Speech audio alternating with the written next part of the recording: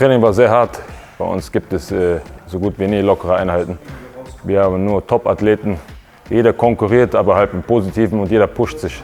In Düsseldorf in der Castello-Halle. Ich habe jetzt den Kampf frühzeitig und kurzfristig angenommen. Da es mein letztes Mal in Deutschland sein wird, auf so einer geilen Fightcard zu kämpfen, dachte ich mir, diese Chance lasse ich mir nicht entgehen. Und ein Knie zum Körper. Ei. 3 Sekunden. Oh mein Gott, Brasilianer überlebt diese erste Runde nicht. Kerim Engizet mit dem Finish. Ja, das Training heute war sehr intensiv, Sparring gehabt. War aber ganz gut, also ich meine, mir macht das Spaß, auch kurz vorm Kampf noch Sparring zu machen. Ich bin so jemand, ich brauche auch Sparring, kurz vor dem Kampf, von daher, also das fühlt sich gut an. Ja, das persönliche Ziel ist wie immer reingehen, weghauen, rauskommen. Das ist mein Spruch, meine Denkweise. Ich gehe rein, ich knock ihn aus, in der ersten Runde am bestenfalls und dann komme ich wieder raus. Und dann wird direkt weiter trainiert. Vom Rekord her auf jeden Fall der stärkste Gegner bis jetzt, 9-0 ungeschlagen. Ich schätze ihn, Brasilianer, Bodenkämpfer, kommt vom Luta Livre. Ich denke, im Boden ist er schon sehr gut und kräftig. Ja, Stand-up ist ja auch nicht schlecht, aber auf jeden Fall nicht in meinem Niveau. Und ja, ich kann auch ringen, ich kann auch grappeln. Ich habe auch 3 von meinen 7 Kämpfen per Submission gefinisht. Ja, also ich kann auch Submissions, ich kann auch ringen, ich kann auch verteidigen. Boxen sowieso, Kicken auch, von daher passt alles.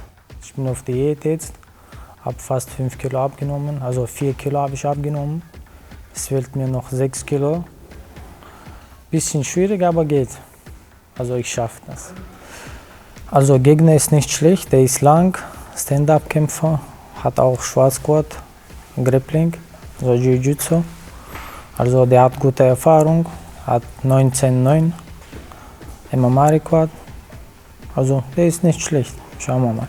Ziele, jeder redet über UFC, aber ich bin realistisch. Ich will nicht UFC, ehrlich gesagt. Mein Ziel ist, Name zu machen, Geld verdienen und diesen Sport lassen.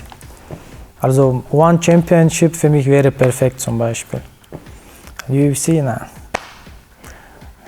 Wie viele Leute wollen UFC gehen? 1 Million, 2 Millionen. Und die sind hungriger als ich. Ich habe alles. Geld, Wohnung, Essen. Aber es gibt Leute, was die nicht haben und noch mehr trainieren als ich. Korrekt? Korrekt. Deswegen ein bisschen Namen machen, Geld verdienen. Also ich habe mit Ringen angefangen in Tschetschenien und dann bin ich nach Österreich gezogen. Dort habe ich weitergemacht, bin 2-mal österreichischer Meister geworden, habe mehrere Turniere gewonnen. Dann habe ich mir gedacht, okay, mit Ringen kann ich nicht Geld verdienen, weil ich Ausländer bin. Ich kann nicht nach Weltmeisterschaft fliegen oder Europameisterschaft. Ohne Staatsbürgerschaft geht es nicht, leider. Dann habe ich also durch MMA gewechselt. Das war vor 5, 6 Jahren so. Und seitdem habe ich 9 Kämpfe gemacht, also 8 gewonnen, 1 verloren.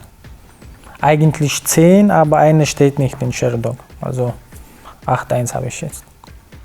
Fertig? Schade, ich wollte aus. Hier versucht er selber den High Kick und war offen. Ist offen stehen geblieben. Also gut gekontert vom Ahmed. Stark gemacht. Ja, und das ist super fair, dass er hier nicht nachsetzt und das Ground and Pound zeigt. Der Referee war ein bisschen spät dran. Aber er hätte hier noch mal schlagen können, hat sich dagegen entschieden. Nach dem Training geht es mir gut. Ich habe zwar schlecht geschlafen, aber trotzdem habe ich das Training sehr gut überstanden. War sehr intensiv, aber das ist genau das, was wir jetzt in der letzten Woche brauchen. Und ich denke mal, es ist heute gut gelungen. Ich gehe in den Kampf sehr selbstsicher rein, weil ich habe die Erfahrung, ich habe eine gewisse Grundkondition, ich habe viele Skills, ich kann ringen, ich kann Stand. Also ich würde nicht antreten, wenn ich denken würde, ich könnte verlieren. Idealerweise wäre es natürlich, den Leuten eine Show zu bieten, weil es kommen sehr viele Leute und man will, also ich bin ein Typ, ich mag keine langweiligen Kämpfe. Ich kann selber sehr gut ringen, ich könnte alle Leute auf dem Boden halten, aber ich mache es nicht. Eher so Plan B, wenn der Stand nicht läuft. Aber bis jetzt gab es keinen Gegner in meiner Karriere, der mich im Stand dominieren konnte. In Düsseldorf erwarte ich eine unglaubliche Stimmung und das ist nicht nur so gesagt. es wird eine Stimmung geben, weil wo ich im Ausland gekämpft habe, haben die Leute sich Busse gemietet, Flüge gebucht und sind gekommen. Und die haben eine Stimmung gemacht, wo die Veranstalter zu mir persönlich kamen und haben gesagt, deine Fans sind einfach verrückt. Und ich denke mal, in Düsseldorf wird es einfach alles auf den Kopf gestellt. Anfangs meiner Karriere war ich mehr nervös, wenn Leute von uns da waren. Zum Beispiel Leute haben mich gefragt, oh, wo kann ich Tickets holen und sowas. Und ich habe gesagt, Jungs, ist nicht nötig. Und ich habe versucht eher, dass die zu Hause bleiben. Aber mittlerweile, das gibt einfach Energie, wenn man diese Stimmung hört, wie die Leute ausrasten. Ich kenne die meisten. Das sind nicht einfach bloß nur Fans, das sind Freunde, Familie. Und wenn man sieht, wenn man spürt, wie die dich anfeuern, wie viel Energie die da lassen, dann gibt dir das automatisch Energie. Noch ganz kurz, Johan, make focus, I make your money, okay? Am 24.09. wird die Castello-Halle in Düsseldorf beben. Es sind sehr, sehr hochkarätige Kämpfe. Wir haben so gesehen die High Class aus Düsseldorf, ne? Loma Alieskiev, Islam Dulatov, Kerim Engizek. Also es sind unzählige Jungs da und unter anderem werde ich meinen 3. Profi-MMA-Kampf bestreiten. Also mein Ziel ist es, nicht nur einen Sieg einzufahren, sondern auch zu zeigen, dass trotz meiner noch sehr jungen MMA-Karriere ich trotzdem mit einem erfahrenen MMA-Kämpfer mithalten kann. Ich muss ehrlich sagen, 2017 habe ich in der Castello-Halle meinen WM-Titel verteidigt. Und es sind 500 Kölner angereist. Deswegen fühle ich mich schon ein bisschen heimisch in Düsseldorf, aber auch nur in Düsseldorf. Und nein, schwierig ist es gar nicht. Also gerade weil ich bin mehrmals die Woche hier in Düsseldorf, versuche das Training hier mitzunehmen, nicht nur bei mir im Gym in Köln. Und deswegen ist das für mich gar kein Problem zu sagen, ich fühle mich zum Teil auch ein bisschen, in dem Moment zumindest, als Düsseldorfer.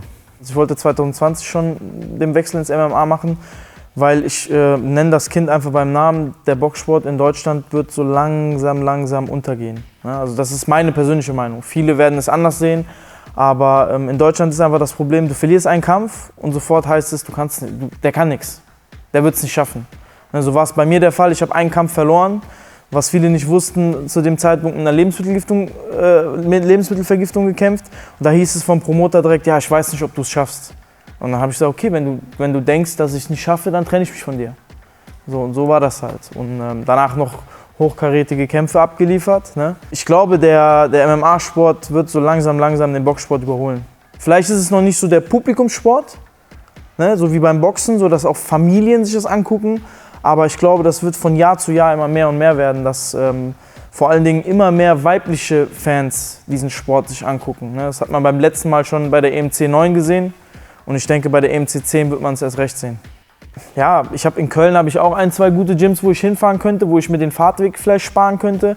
Aber ich habe gesagt, ich nehme es in Kauf, mehrmals die Woche, wenn die Zeit es zulässt, hier runterzukommen und mich mit diesen Jungs hier zu messen, ne? Und auch von den Jungs zu lernen. Ne? Klar, so rein MMA-spezifisch brauchen wir uns nichts vorzumachen, sind die Jungs auf einem anderen Level. Aber ich finde, nur so lerne ich am schnellsten. Ne? Und das ist der Grund, warum ich gesagt habe, wenn dann UFD. Ne? Stay busy, guys. Stay busy.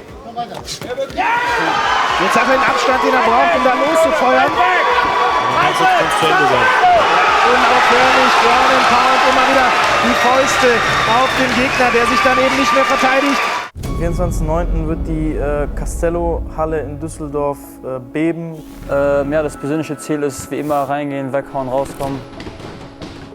Es sind sehr, sehr hochkarätige Kämpfe. Ich habe jetzt den Kampf kurzfristig angenommen, da es mein letztes Mal in Deutschland sein wird, auf so einer geilen Fight Cup zu kämpfen. Ich gehe rein, ich knock ihn aus, in der ersten Runde bestenfalls, und dann komme ich wieder raus. Ich kann sagen, ich gehe rein und ich gebe alles. 100%. Das ist genau das, was wir jetzt in der letzten Woche brauchen. Ja, wenn nicht sogar die beste MMA-Veranstaltung Deutschlands. Leute, am 24.09. in Düsseldorf in der Castello-Halle werde ich kämpfen. Ich erwarte euch alle zahlreich.